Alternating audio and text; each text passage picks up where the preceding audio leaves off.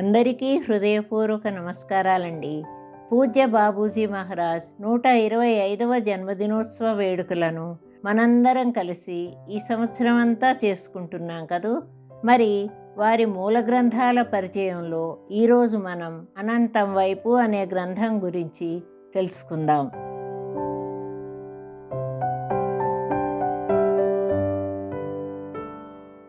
అనంతం వైపు అని పేరు వినగానే ఇదేదో ప్రయాణంలా అనిపిస్తుంది కదూ. మరి ఈ ప్రయాణం ఎక్కడి నుండి ఎక్కడి వరకో తెలుసుకుందాం. జ్ఞానము. విశ్వం సృష్టించబడే సమయం వచ్చినప్పుడు అందులోని ప్రవాహాలు వెలుపలికి ప్రవహించాయి. అలా ప్రకంపనలు తీవ్రతరమై గ్రంథులు రూపుదిద్దుకున్నాయి. చర్యలు ప్రతిచర్యల మథన ప్రక్రియ కొనసాగి చరాచర జీవులు ఉనికిలోనికి వచ్చాయి. ఆ విధంగా విశ్వం అవతరించింది. అలా మనలో ఏర్పడ్డ చైతన్యం మనం ఎక్కడి నుంచి వచ్చామో అలాంటి శాంతి ప్రశాంతతల స్థితి సాధించగలము అని భావించడమే జ్ఞానం యొక్క ప్రాథమిక దశగా మనలో నెలకొంది. అయితే మన ఆత్మ జన్మ తీసుకునేటప్పుడు కొన్ని చోట్ల శక్తి క్షేత్రాలు గ్రంథులుగా రూపుదిద్దుకున్నాయని ఇదివరకు చెప్పుకున్నాం. సాంప్రదాయ యోగ పద్ధతిలో వీటిని చక్రాలు అంటారు.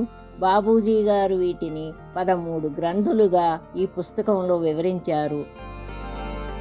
మన జీవితంలో అనుభవించే బాధలు కష్టాలు వాటి భావముద్రలు ఈ శక్తి క్షేత్రాలపై ప్రభావాన్ని చూపుతాయి. ఎప్పుడైతే ఆత్మకి తన స్వగృహం గుర్తొచ్చి వెనక్కి తిరిగి వెళ్ళాలనుకుంటుందో అప్పుడు అది ఆ వచ్చిన దాన్నే వెనక్కి ప్రయాణించాల్సి ఉంటుంది. ఒక్కొక్క గ్రంథిలోని ముడులను విడదీసి దాని గుండా పూర్తిగా ప్రయాణిస్తుంది. సాలోక్యత, సామీప్యత, సారూప్యత, సాయుజ్యత అనే 4 దశలను పూర్తి చేసి దానిలో లయమవుతుంది. అక్కడి జ్ఞానాన్ని పూర్తిగా పొంది తర్వాత గ్రంథికి కదులుతుంది. దీనినే ఆధ్యాత్మిక యాత్ర అంటారు. ఇది మన అంతరంగంలో చేసే సాహసయాత్ర. వాస్తవానికి జ్ఞానం అంటే ప్రతి గ్రంథి వద్ద ఉన్న స్థితులను సాక్షాత్కరింప చేసుకోవడమే అంటారు బాబూజీ. బాబూజీ ఈ యాత్రలో తమ స్వీయ అనుభవం ద్వారా ప్రతి బిందువు వద్ద ఉండే స్థితులను అనుభూతులను వర్ణిస్తున్నారు. అంతేకాదు మనందరం కూడా వాటినన్నింటినీ అనుభూతి చెందగలమని ప్రోత్సహిస్తున్నారు. ఒక సామాన్య మానవుని స్థాయి నుండి దివ్య మానవుని స్థాయికి చేరుకోగలమని హామీ ఇస్తున్నారు. ప్రజలలో అప్పటి వరకు జ్ఞానం గురించి ఉన్న అపోహలన్నింటినీ తొలగించి నిజమైన జ్ఞానాన్ని గురించి తెలియచెప్పాలన్నదే బాబూజీ గారి ఉద్దేశం. ఇప్పుడిక బాబూజీ ఈ యాత్ర గురించి వివరిస్తున్నారు. ముందుగా మనకు హృదయ క్షేత్రంలోని 5 బిందువులు పంచభూతాల తత్వాలతో కూడి ఉంటాయని తెలియచేశారు. వాటి స్వరూప స్వభావాలను కూడా మనకు పరిచయం చేస్తున్నారు. వీటిని కొన్ని చోట్ల గ్రంథులుగా, కొన్ని చోట్ల బిందువులుగా, మరికొన్ని చోట్ల చక్రాలుగా వారు వర్ణిస్తుంటారు. మన ఆధ్యాత్మిక యాత్ర హృదయ చక్రంతో మొదలవుతుంది. అక్కడ దివ్యత్వపు స్థితిని అనుభూతి చెందుతాం. మనలో గనుక భక్తిభావం తీవ్రంగా ఉంటే అప్పుడు ఆత్మచక్రానికి కదులుతాం.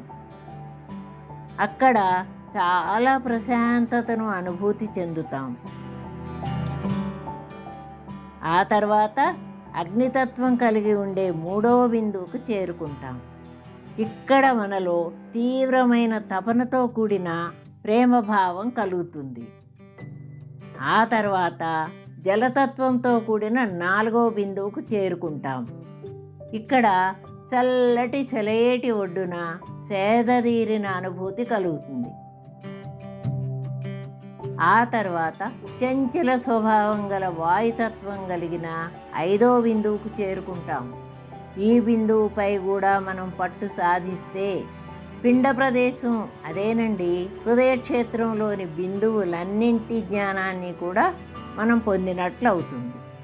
ఇక్కడ బాబూజీ పంచాగ్ని జ్ఞానం గురించి కూడా వివరించారు. ఆ తర్వాత మనం బ్రహ్మాండ మండలంలోకి నడిపించారు. ఇప్పుడు బాబూజీ మనకు ఒక అద్భుతమైన విషయాన్ని వెల్లడించబోతున్నారు. ఇక్కడ వరకు అంటే ఈ బ్రహ్మాండ మండలం వరకు చేరుకుంటే ఇంకా ఈ భూమి మీద పునర్జన్మ తీసుకోవాల్సిన అవసరం ఉండదు అని. కానీ మన యాత్ర ఇంకా చాలా ఉంటుంది. ఆ విషయం మనం గుర్తుపెట్టుకోవాలి. మరి 7వ బిందువేమో చాలా విశాలంగా ఉంటుంది. మన పిండ ప్రదేశానికి నిరంతరం శక్తిని సరఫరా చేసే శక్తి భాండాగారం అది. మహాభారత యుద్ధంలో ఉపయోగించిన అణుశక్తి ఈ బిందువు నుంచే ఉపయోగించటం జరిగింది. భారతదేశంలోని ప్రాచీన ఋషులందరికీ ఈ శక్తి ఉండేది. ఇది ఎంత ఆకర్షణీయంగా ఉంటుందంటే సాధకుడు దానికి మంత్రముగ్ధుడై పురోగతి నిలిచిపోతుంది. ఈ క్షేత్రం ఎంతో విశాలంగా ఉండి దీన్ని ఒక చుట్టు తిరిగి రావడానికి 1000 సంవత్సరాలు కూడా సరిపోవు. మనం వివిధ గ్రంథులు దాటి ముందుకు వెళ్ళాలి గనుక సమర్థ గురువు త్రుటి కాలంలోనే ఈ క్షేత్రాన్ని మొత్తం తిప్పి తీసుకురాగలడు. శ్రీకృష్ణుని సుదర్శన చక్రం ఈ ప్రాంతంలోని శక్తిని కలిగి ఉంది. ఇక్కడ అహం బ్రహ్మస్మి, మహాకాల చక్రం, అణుశక్తి ఇట్లా ఎన్నెన్నో పెద్ద పెద్ద విషయాల గురించి వారు మనకు తెలియజేస్తారు. ఇంకా మిగిలిన గ్రంథుల విశేషాలను కూడా ఇలా వరుసగా వివరిస్తూ మనలో వైరాగ్య భావాన్ని, వినమ్రతను, శరణాగతి స్థితిని పెంపొందిస్తారు. ఇంకా ముందుకు కథలనిచ్చి ఆ సత్తత్వ దర్శన భాగ్యాన్ని కూడా కలిగిస్తారు. ఆపై సంపూర్ణ లయావస్థ స్థితిని రుచి చూపించి మనను అనంత సాగర తీరాలకు చేరుస్తారు. ఇదే మనలోని జ్ఞానానికి అంతిమ సరిహద్దు. అక్కడి దాకా చేరుకుంటే మనం అప్పటికి 12 బిందువులు దాటినట్లు. అప్పుడు మనం ఒక అమాయక బాలుని స్థితిలో ఉంటాం. ఈ జ్ఞానహీనతయే మనను ఆ అనంత సాగరంలోకి దూకేలా చేస్తుంది. అప్పుడు మనం దానిలో ఈదుతూ అలలను, అడ్డంకులను అన్నింటినీ దాటుకుంటూ ముందుకు సాగుతాం. ఇప్పుడు ఈ జ్ఞానహీనత కూడా మనను వదిలి వెళ్తుంది. ఇక్కడ బాబూజీ మనతో మరో అద్భుతమైన విషయాన్ని పంచుకుంటున్నారు. వారు ఎంతో గొప్పగా వర్ణించిన చీకటి వెలుతురు లేని ఆ తమ్ అనే స్థితి ఇక్కడే అనుభవంలోకి వస్తుంది. ఇది ఇకపై మనతోనే ఉంటుంది. ఇంకా ఆవల ఏముంది అంటే ఈ విశ్వానికంతా మూలమైన ఆ కేంద్రమే. దాని చుట్టూ ఉండే వలయం నుండి ఈ ప్రకృతి శక్తులన్నీ ఉద్భవిస్తాయి. ఇలా ఇంకా ఎన్నో విశేషాలు, రహస్యాలు అన్నింటినీ కూడా ఈ గ్రంథంలో ఉన్నటువంటి అంతిమ స్థితి అనే అధ్యాయంలో తెలియజేశారు. ఆ తర్వాత ఇంకా ముందుకు సాగి ఒక మానవుడు చేరుకోగలిగిన అత్యున్నతమైన స్థితికి చేరుకుంటాం. అక్కడ స్థిరపడగలిగిన వారికి ఆ ప్రకృతి శక్తులన్నీ స్వాధీనంలో ఉంటాయి.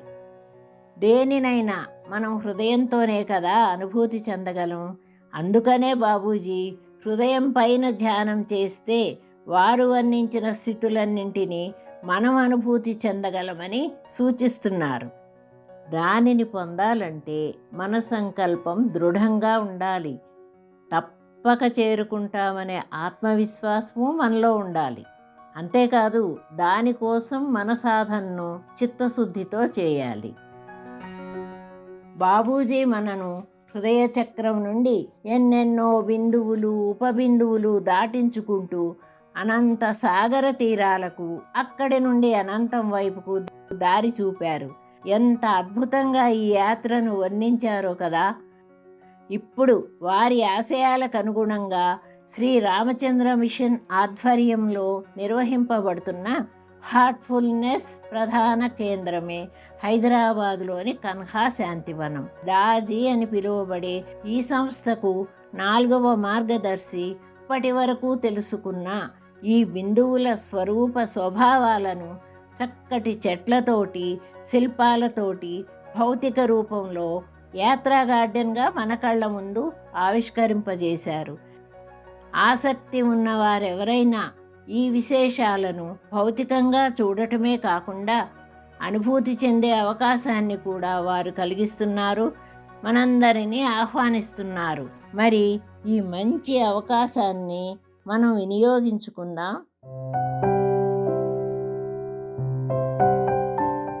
ఇప్పటి వరకు చదవని వారు తప్పక చదవాల్సిన పుస్తకం ఇది. చదివిన వారు మళ్ళీ మళ్ళీ చదివి ఆత్మపరిశీలన చేసుకుంటే వారి అవగాహనలో ఎంతో మార్పును గమనించవచ్చు. నమస్తే.